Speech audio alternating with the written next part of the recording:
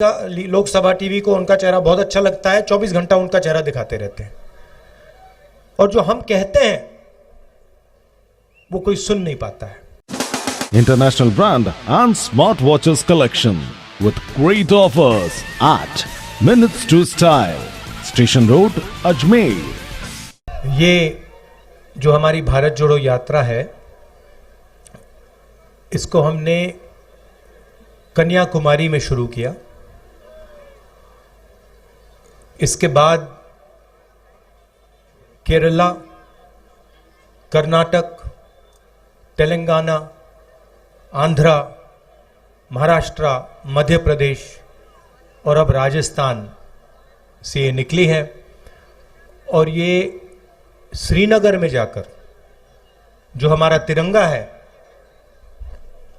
इसको हम श्रीनगर में जाकर लहराएंगे। 3,800 किलोमीटर के बीच की दूरी है। शुरू किया था तो हम सबको लगा था कि ये काफी मुश्किल सफर होगा, आसान नहीं होगा। 3,700 किलोमीटर चलना आसान नहीं होता है। पहले धूप थी, बारिश हुई, आंधी आई, अब थोड़ी ठंड हो रही है। मगर अजीब बात यह है कि ये सफर मुश्किल नहीं है, काफी आसान है। आप हमारे यात्रियों से पूछिए, जो भी इस यात्रा में चल रहा है, 25-26 किलोमीटर हम चलते हैं, 7-8 घंटे चलते हैं, मगर थकान किसी को नहीं होती। और शुरुआत से मैं सोच रहा हूं ये इसका कारण क्या है। आमतौर से 5-10 किलोमीटर चलते हैं, थकान हो जाती है, मगर इसमें हम 25-26 चल रहे हैं और थकान नहीं हो रही है। इसका कारण है कि आप लोगों ने, हिंदुस्तान की जनता ने इस यात्रा को अपना प्यार, अपना समर्थन और अपनी पूरी शक्ति दे दी है और आपने हमारी मदद की है, हमारा काम आसान बनाया है। तो इसके लिए भी मैं आप सबको दिल से धन्यवाद करना चाहता हूं। यात्रा का लक्ष्य मैं आपको बताना चाहता हूं। हिंदुस्तान एक लोकतांत्रिक देश है। इसमें अलग अलग संस्थाएं लोकतंत्र की रक्षा करती हैं। इसमें हमारे विधानसभाएं हैं, लोकसभा, राज्यसभा, जुडिशरी, जैसे भी गहलोत जी ने कहा, मीडिया जो चौथा स्तंभ माना जाता है। इन सब का काम लोकतंत्र की रक्षा करने का होता है।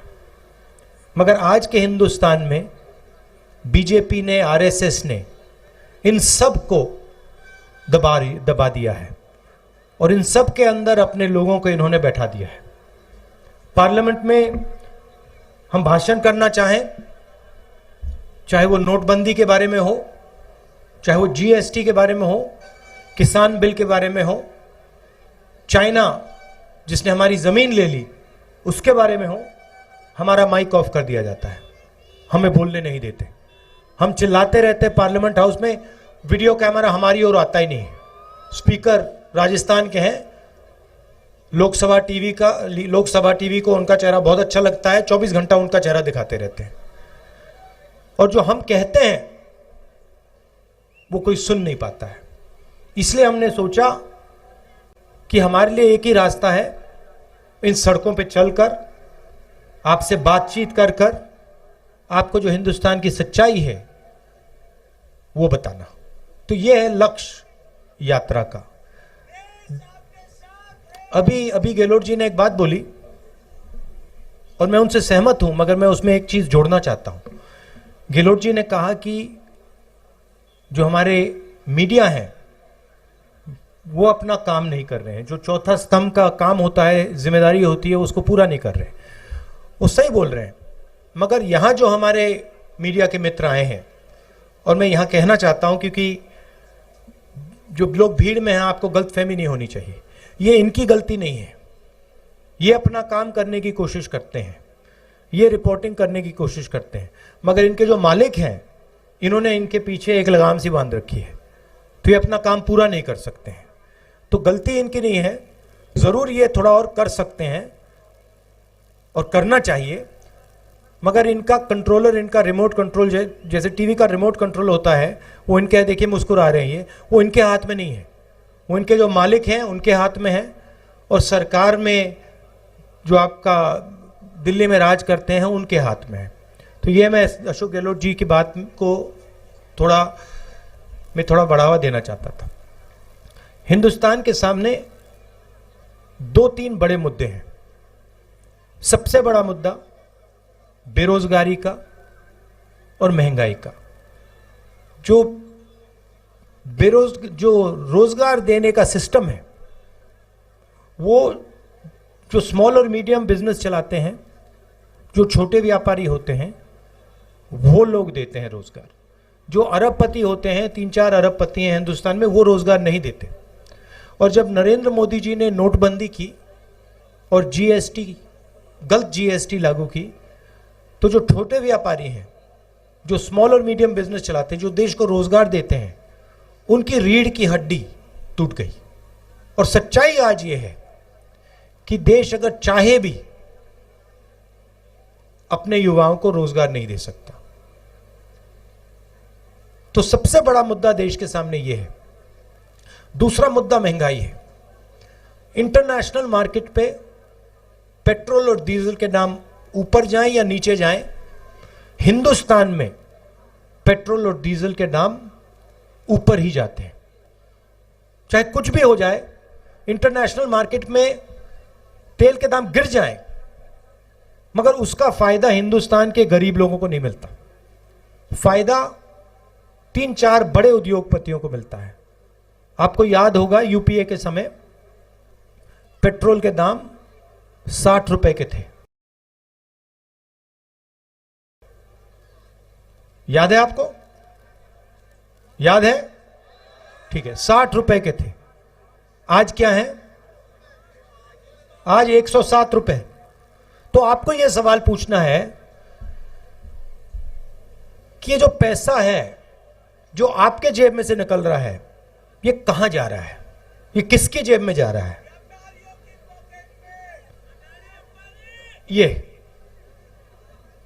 देखिए भैया, देखिए आपको ये सब व्यापारियों की जेब में नहीं जा रहा, क्योंकि जीएसटी नोटबंदी ने व्यापारियों के जेब में से पैसा निकाला। ये चुने हुए 2-3 5 लगा लो, ये 4-5 उद्योगपति हैं हिंदुस्तान में। इनको सब एयरपोर्ट मिलते हैं, रेलवेज इनको मिलेगी, प्राइवेट ये BHEL, HL, ये सब जो सरकारी कंपनियां हैं एक एक करके इनको मिलेंगी। इंफ्रास्ट्रक्चर का काम ये करते हैं, अनाज का स्टोरेज का काम ये करते हैं, बिजली का पावर जनरेशन का काम ये करते हैं। तो सारा का सारा फायदा इन्हीं 4-5 लोगों को जाता है।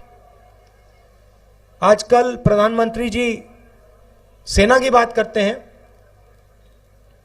जो भी कॉन्ट्रैक्ट्स, हथियार के कॉन्ट्रैक्ट्स हैं, वो सारे के सारे इन्हीं 4-5 लोगों को जाते हैं।